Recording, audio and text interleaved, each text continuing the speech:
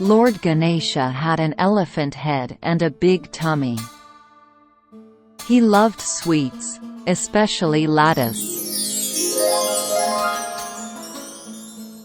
One day, his parents, Lord Shiva and Goddess Parvati, gave him a special mango. They said, The one who circles the world the fastest will get this delicious fruit.